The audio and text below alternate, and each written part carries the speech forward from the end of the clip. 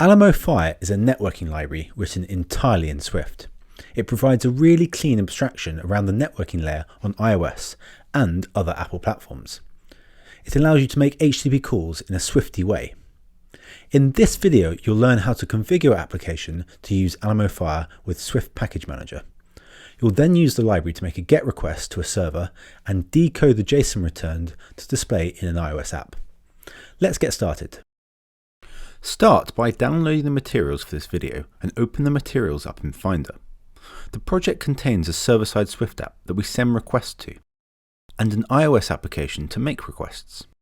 The apps are based on the server-side Swift with Vapor video course. In Terminal, ensure you have the dependencies installed for the server application by running. If you already have this installed, as indicated by the error message here, you can ensure you have the latest version with. Navigate into the TIL app directory and build and run the application.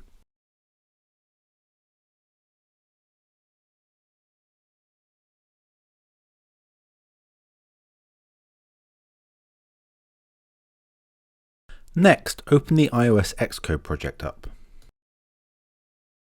The iOS app is an app to display acronyms and their meanings, all of which are stored in the server app.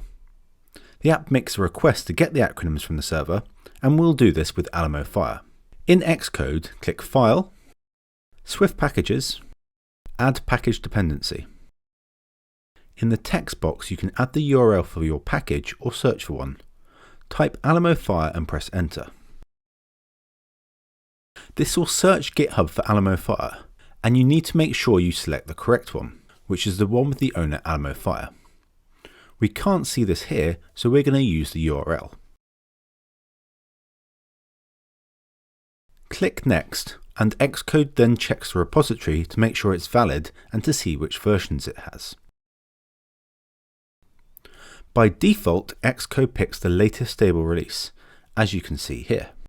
This specifies to use 5.0.2 up to, but not including, 6.0.0. Click Next. This clones the repository into your Xcode project, and click Finish to add it as a dependency to your application. It's now ready for use. Open Acronyms Table ViewController.swift and find the getAllAcronyms function. This is what we need to fill in. At the top of the file, add import alamofire. This allows the code in this file to see the alamofire module. In getAllAcronyms, type. This is the way to make a GET request in alamofire. We'll add the URL to make a request to. In this case, we'll call the /API/acronyms route on localhost :8080, which is our Swift app to get all the acronyms. Alamofire provides an easy way to convert the response to objects using Codable with response decodable. Add the following to the request call.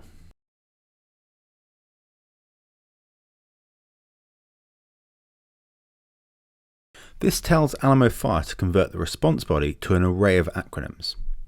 Inside the closure, ensure we have a value. This ensures that we have a value, in this case an array of acronyms, from the response, otherwise we'll just return from the function. Finally, update the app with the retrieved acronyms. Here we just call the completion handler with the success result and provide our array of acronyms. That updates the table view in the app to show all the acronyms to the user. Build and run the app to ensure it works. The Users and Category tabs both do a similar thing to the Acronyms tab. Completing the code for those tabs is left as an exercise to the viewer. In the previous video, we saw how to send GET requests. In this video, we're going to look at how to send POST requests with some request data. Ensure you have the server running in Terminal with, if it isn't already running. Open the iOS app up in Xcode and open Create Acronym Table ViewController.swift. First, we need to import alamofire so that we can see the methods. Next, we want to implement getAllUsers, so we can show the users to select which one owns the acronym. Inside the function, make a request to /API/users. And then decode the response to an array of users, just like the Users tab.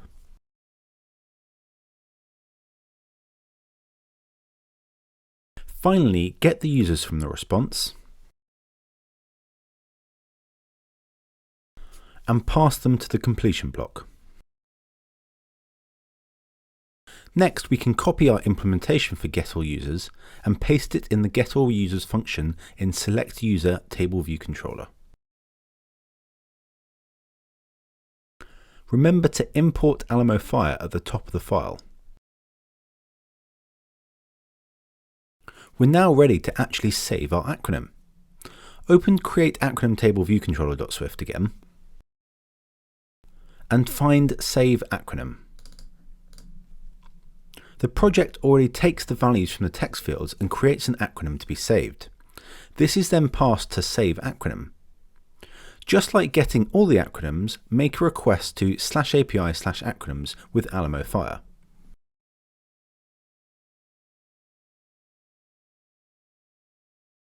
However, we need to add some more parameters. First, set the method to post. This tells alamofire to send the request as a post request, which is one way to send data in a request, and what the server looks for to create an acronym. Next, pass the acronym in the parameters. This tells alamofire to encode the acronym in the request body. Finally, we need to tell alamofire what encoding to use. By default, it uses URL form encoding, but we want to use JSON, so set the encoder property.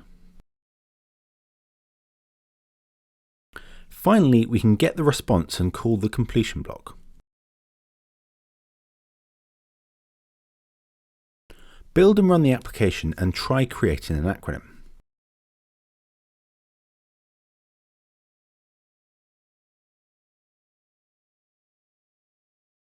We can then do the same for creating users and categories.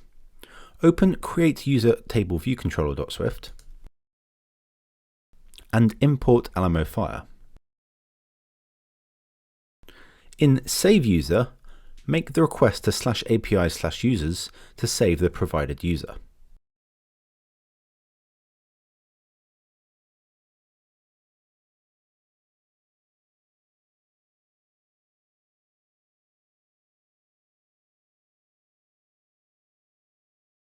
Then do the same in Create Categories Table View Controller.swift by sending a request to /API/categories.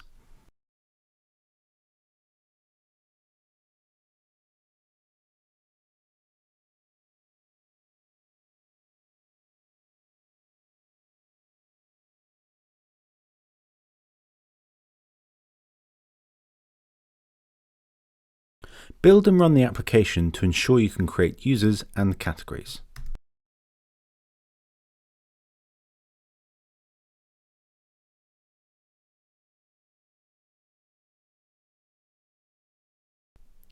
So far in this course, we've only considered the success case when making requests. However, requests fail for many different reasons, and we should handle that in our applications correctly. For example, we might send incorrect data to the server, use the wrong endpoint, or the server may even be down. To demonstrate this, we'll see what currently happens. First, make sure the API app is not running. You can use Ctrl+C to kill it, and then build and run the iOS app.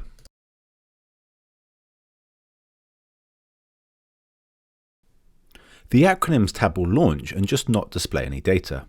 It doesn't actually tell us there was a problem. Let's fix that. In Xcode, go to Acronyms Table View Controller.swift. In getAllAcronyms in the response closure, we just check the acronyms returned, and we don't report any errors if one occurs. Remove the code inside the closure. The response contains a result type we can check, so switch on that. In the success case, the success enum provides an associated type, which is the array of acronyms in this case, so we can pass that to our completion handler.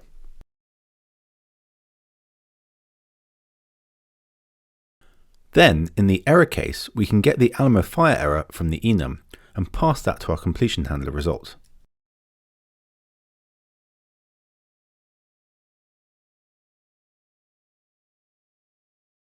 And that is all we need to do. That should pass any errors back from alamofire. Build and run the app, and this time we'll see an error message when we fail to retrieve the acronyms. Next, let's look at validating the response. By default, alamofire doesn't check the response, although we'll get a decoding error if we try and decode something that does not exist.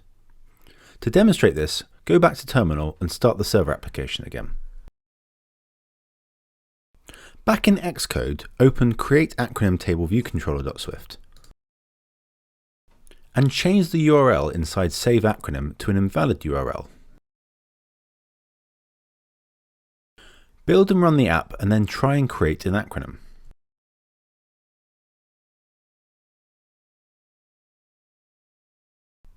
Even though we get a 404 response from the server, the app acts as if the acronym has been created successfully. Let's fix it. Add a validate call before we get a response. Then change the closure to check the response result.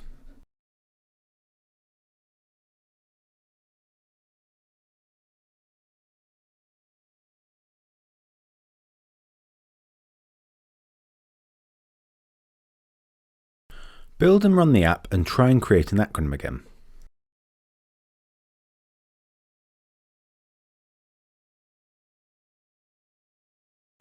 This time we get an error. alamofire automatically checks that response status code falls in the 200 to 299 range, indicating a successful request. It's good practice to add a call to validate to all requests. For example, in getAllUsers, add the call before the response handler. And change the closure to inspect the result.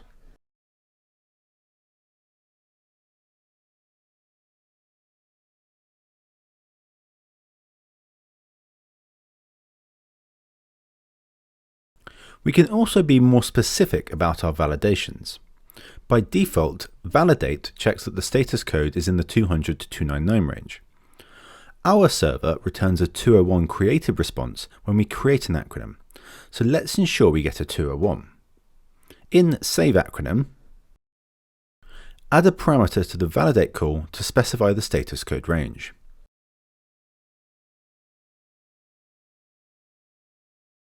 Build and run the app to make sure you can still create an acronym.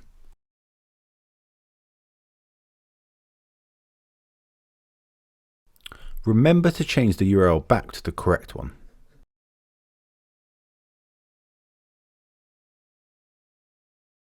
To prove this works, change the allowed status code to 200.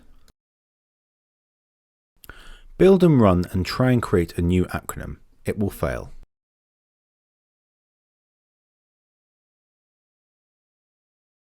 Remember to change the allowed status codes back after your experiment.